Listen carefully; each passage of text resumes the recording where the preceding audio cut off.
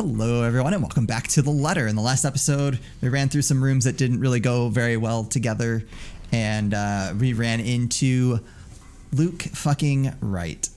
AKA. The Bratwurst. AKA. Whiskey? Yes. I was like, wait, what else? He has been called like literally everything in this game. Alright, let's see how badly this goes for us. 7. 7? Is that what we went with? Okay, this is going to go bad to a degree of 7. Shifting my gaze upwards is nearly too painful knowing the danger. Not to me, but to those who have been lured in here by the curse.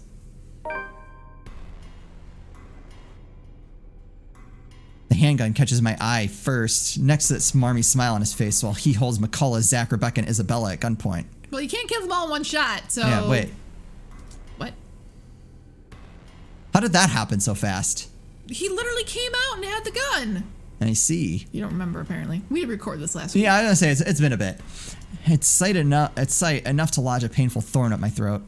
I've been too complacent, too focused on other things that I've completely set aside the fact that the scumbag will not be too pleased to see us here without knowing our reasons. I mean, I really can't blame him for not noticing. Yeah, like there's other shit going on. At this point, I'd be like, hello, Ghosty. Yeah, right there. that guy. That guy looks like that guy in the picture. I'm pretty sure you got a beef with him. Yes, I would do exactly that. But even with those good intentions, curses and ghostly apparitions aside, we're still trespassing in his home. The question is he even aware that the whole of his household has somehow disappeared and he might be the only one here? Likely not. Fuck. Even with people he knows among the crowd, there's a significant effort in him not to simply shoot everyone in sight. And really, Daisy, even you, what would Kylie say? What can I Luke, see? this isn't what you're thinking. You have to listen to us. There's something going on here. Well, obviously, why else would people be trespassing in my home? What about little Lily over there, then?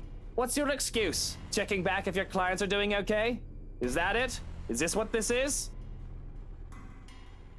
We're doing good, by the way. Sir, please. Oh, please, what? Becca's right, sir. We need to get out of this place. You need to leave. Not a good enough excuse, darling. You people are the ones who need to get out of my sight. Don't worry, I might consider pressing lighter charges for the woman. Can't say the same for the rest of you. But really now, I swear the people of this city need to be taught the meaning of privacy. This is how you want to start the week. Not in England. I know. Why don't we just go with a bloody massacre if we want to surprise people in their homes, huh? Casually, he waves a handgun at them as if it's just a mere toy and his words are no threat. The safety's off on his, nothing stopping him from pushing through with his words. Call me paranoid, but at the slight gesture, I draw my own and level it at him, finger on the trigger and ready to release a safety catch in case things go south. Oh no. I don't like this. He is quick to train his own on me, though, and just like that, we're at a standstill. Now, Feathers. Manners. You're in no position to be pointing that gun at people. Why don't you put yours down first, and then we'll talk about manners. Oh, he talks back. The gall. You know, your kind pisses me off so much. Shooting him right now will be so worth it with the way he stares at me like I'm a damn pest, but this isn't what I've come here for. Well, we could just kill him and stage it like one of those ghost things. That's true. And no one will suspect it. Perfect. Let's do it. Yep, alright, there's our plan. I'm not a murderer. As much as I loathe him, I'm not the kind who will kill people in cold blood for my own gain or amusement. Well, you ruined my plan. The law will bring him what he deserves one of these days. At the moment, however, we're all in the same boat with this curse, and he needs to understand that. The longer we stand here, the more time we're wasting and losing, something we don't have much of. But how can I convince him? There isn't. Everyone's relationship with him is like in the hole. That's true. Oh my god, I wonder if that's like gonna come back to bite us here. The scum is so full of himself, prefers to hear the sound of his own voice more than those of people around him, no matter how much sense they make. Probably the only way I can make him listen is if I beg. No way in hell that's happening. I don't know. Maybe I should eliminate the immediate danger first and disarm him? I feel like disarming him is gonna escalate this so bad. My life's not the only one at risk here, however. There's Zach, Rebecca, Isabella, McCall is here as well. We're all unknowing victims to this fucking curse. I'm in no position to pick who to save and who I should simply let die. I suppose my pride can take a few hits if I can, and I can set aside my beef with this asshole. I think we picked the right choice. Taking a breath, I slowly lower my pistol. Though still on edge and at the ready in case he does something, I do my best to assume a less aggressive stance. Listen, right. I need you to... Swallow your pride achievement. You broke into my house, and somehow, you expect me to listen like a good little boy. Are you a bit touched in the head, Feathers? I'm not the one breaking laws here. Look here, fucker. If I wanted you dead, I could have done it so many times already. In fact, I can easily shoot you down right here, right now, and you won't be able to do a damn thing, even with that gun. Suddenly he laughs, almost howling in fact, like I've just told him the best joke he's heard all his life. The only thing missing is for him to kneel over and start rolling on the floor, all while I do my best not to sock him with the sorry end of my pistol. You have guts, Feathers. You have guts. Did you hear what you just told me? You've just threatened me inside my own house. My own home. You know what I'm thinking right now? In another lifetime, we would have probably gotten along well. Maybe. He's right on that, at least. I might have ended up like him if I didn't have Professor Andrew, Rebecca, Zach, and Isabella. One mistake and it would have been too late for me. With his laughter rings all of these possibilities I could have lived, but never have been given the choice. All because I have other people with me, people who care. A sobering realization. But not so much when suddenly his chuckling stops. In 2 heartbeats, he marches towards me, grabs my collar and aims his gun right at my head. Luke, no! Hey, now you two, I'm sure we can all talk about this first. At this distance, a slight flick of that finger on the trigger will be able to do more than kill me. What is it that you people really want with me? This is the second time this week, and I'm really getting weary of this little game. Second time? Yeah, I remember The that. NCA sent you to apprehend me, or has somebody paid you off to kill me? Which one is it, Feathers? Mind you, my arm's getting tired. Better answer quick if you don't want to You be have the a business ghost. end of this gun. I keep my eyes trained on him in spite of the huge threat he poses right now, because if there's anything people like him, like us, prefer, it's honesty. You don't give that impression without keeping solid eye I'm not with NCA. contact. I'm just here to help. There's something else in this house, and we're all in danger. You have to believe me, right? You need to let us go. You need to get out of here before it's too late. If you want to keep your sorry ass alive, you'll listen to people with more brain cells than you. Why, you insolent! You shouldn't have added that. His finger moves, but I'm prepared, my hand ready to reach up, disarm him, and knock him out. If I have to drag him out of this place unconscious to keep him from suffering the fates of every other person who has died from this curse, so be it. However, before either of us can fire a shot or tackle the other to the ground, another voice echoes throughout the foyer. A small little thing compared to the storm raging outside. It rings above it, nevertheless causing all of us to stop and turn. Hannah? At the top of the staircase, Hannah Wright stands. To make matters worse, that thing's behind her, menacing, a rotting hand wrapped firmly around her neck. She looks like death. Pale and shaky, eyes red with tears, we nearly don't hear her as she pleads. Help me. Please. Outside, another streak of lightning flashes and a clap of thunder ripples across the sky. In death's grip? As if this whole thing can't get any more foobar than it already is. Dot dot dot dot dot dot. I knew it. Ah! Glimmer of hope. To say I'm scared of what's happening is a gross understatement. Trouble of any sort is the last thing I want to get home to after a long day at work and a trip to the bar. And when I see Hannah near prostrate, I can only feel dread. She twitches and seizes, body wound and coiled tight before trashing, shuddering, and shaking. Like a woman possessed, her mouth falls open and her eyes roll to the back of her head. It has the hallmark of signs of a seizure. The symptoms are similar enough. And that knowledge, the fact that I know this, only makes me feel worse. Any anger I had caused by our disagreement on parting ways, no matter how temporary she claimed it to be, disappeared. The alcohol-induced daze that I felt was brushed aside as I run to help her. None of that mattered at the moment. Oh, that's weird. I thought we were going to go back farther than this. I'm glad that we didn't. Because, yeah, there's like an undiscovered journal entry. Did we not have them because of choices we made? Maybe. But to hold her close is all I can do while she trashes about. I know this is wrong, that I'm not supposed to hold her down, yet I do it out of instinct, reflex even. I'm terrified of hurting her, but I see no other way to keep Hannah from hurting herself.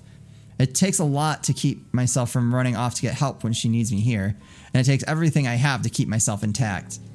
When she says my name, I realize the seizures have stopped, but that doesn't make the dread go away. Please. What happened here? Who did this to you? I don't know.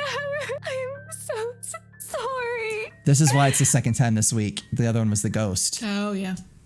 The sight of her tear-streaked face is enough to twist the knife in. It does not help that I'm as lost as she is right now, and all I can say is... Shh, it's all right. You're safe now, Hana. You're safe now. No, you're not. Get rid of the ghost. Yeah. It takes a bit to go through the house with my inebriated self. That's even made worse by the fact that I had to carry a nearly unconscious person as well. I was about to give up too, up until Shraken shows up to lighten the load. He quietly takes her from me without question and brings her up to the bedroom. And me? Well, I couldn't bring myself to follow, not right now. Not while I'm drunk and rattled by what had transpired. It's a miracle that I was able to help at all. So here I am, sulking in a parlor chair with a glass of wine in hand. What I can't happened to even... everyone else? What? What happened to everybody else? No, this is the end of Hana's chapter, is where we picked up at. Oh, yeah. Okay. I When she was in the wine room? Yeah, when she was, I think it was just in the kitchen, and we had to do that thing to like get away from the ghost. Oh, yeah. Okay. I can't even remember what particular vintage it is, and I practically did not care right now. Because when you're already drunk and still have problems, even more alcohol should help. I don't know how he still even can make a joke at himself at this point. Of course, the butler chooses now to appear and be unhelpful. You know what actually solves all problems? Death. But it is not recommended.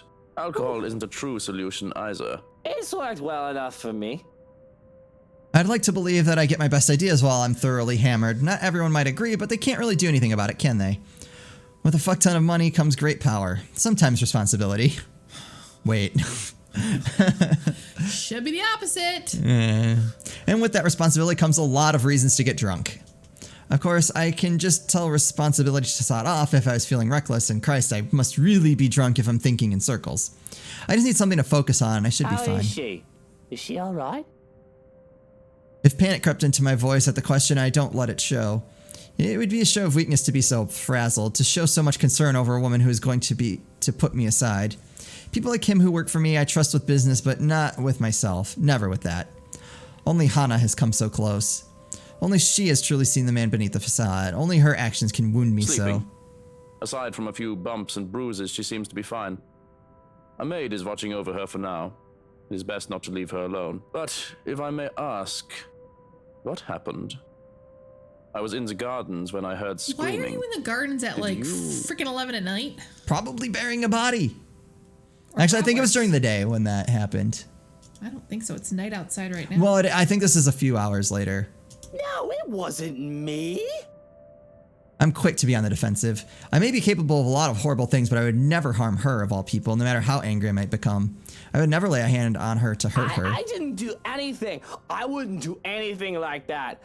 I don't even have a reason to. You don't consider her wanting to be a part as reason? It isn't. Well, it is. I don't want to talk about it right now. But what happens was I got home. She was seasoned in the kitchens. Is she ill? Not that kind of doctor. But I've already scheduled your physician for a house call tomorrow morning. We'll still have to monitor her as soon as she wakes up and... Oh God, things are coming back to me. I need a drink. Really? You're still drinking? Why, yes, it seems to be the bloody best time to be drinking. I'm allowed, aren't I? After all, I've just found my wife having a seizure, and I shouldn't give two shits about it.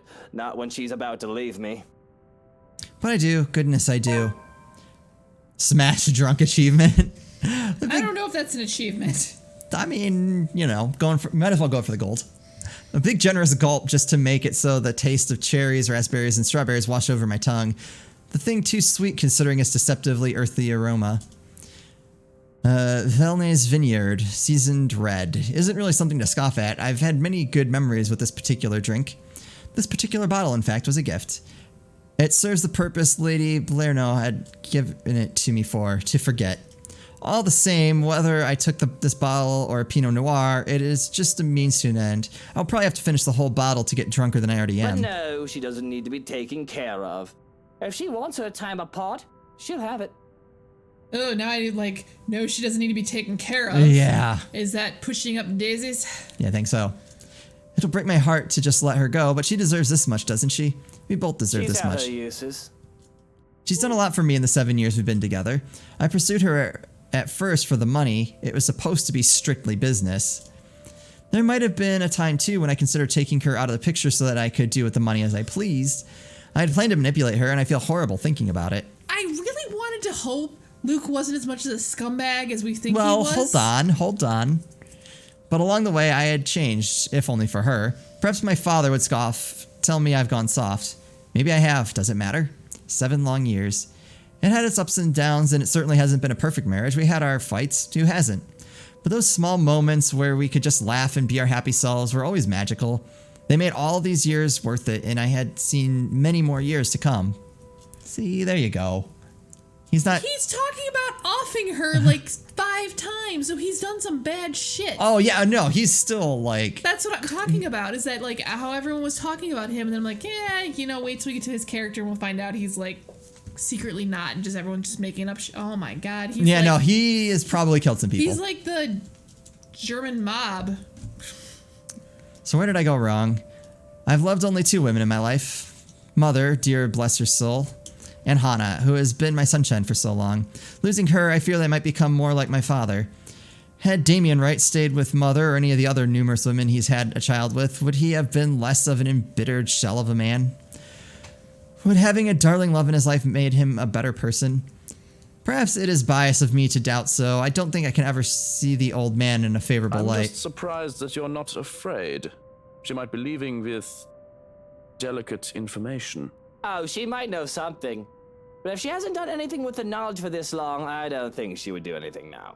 Do you If think she she had knows? even an inkling of what I've done, what I'm capable of, she'll know it's not a good idea. Hana's a smart woman. Smart, kind, hardworking, genius, loyal. I can go on and wax poetic about her if I had any talent with the Why stuff. don't you sit down and have a drink with me? Don't worry, it's not poisoned or anything. Lonely? Oh, I suppose there's no harm. With a shake of my head, I procure another glass and pour some of the red wine. Does your husband know you're in this business there, Bratwurst? That's a Johan? That's a good question. Watching the red liquid is fascinating all on its own with my muddled brain that I barely noticed sloshing some of it and staining my suit. It'll be an utter bugger to clean, so I'm glad that it isn't my problem. Handing it over, I can't help but look up at the ceiling and let out a sigh. My eyes, damp, glaze over, though I won't let it go further than that. Raising my own glass for a toast, I clear my Drink throat. to... Do we really need a reason to? The world is messed up. War, terrorism, famine, poverty, loved ones and love lost. The world is a cesspool. Might as well be drunk if we're going to drown in it. A bit less eloquent than your usual speeches, but zum Wohl. A sip, a gulp, refill. Rinse and repeat until the bottle of Villeneuve is barely a fifth left. I must have drunk most of it because I barely see Shraken take a sip after his first glass. It certainly feels that way. I don't even think I can stand up, let alone walk. Is that his last name? I think so. I'm all legless. My mind just feels so funny and everything else is equally hilarious. Bloody hell, I think I can make out faces of a bald man on the wallpapers. With the butler also standing up, he looks like a skyscraper from where I'm seated. Jesus Christ, I have Sasquatch as a butler. And there's the name of the episode. I have a great alcohol tolerance, so this, seeing how I'm giggling wreck right now, is, I assume, really bad. If there's any sober part left to me, it'd probably shrivel up and die just thinking of the hangover that'll come in the morning. But I can't help but get distracted at the sight of moonlight peeking through the curtains, shiny and shimmery and absolutely splendid. Even if the night brought calm, it is the moon that always enamored me so. It is a second sun, but just as beautiful as my I want to go sunshine. out and look at the moon. Mommy, I can't feel my legs. Never mind. You're a funny drunk. There we go. There's our. That might actually be the name of the episode. I don't know, you have Actually- two good ones. Yeah. I think we're not going to end any better than that. I don't think. So we'll leave it there. See what comes of all this in the next episode. As always, thank you guys so much for watching, and we'll see you next time.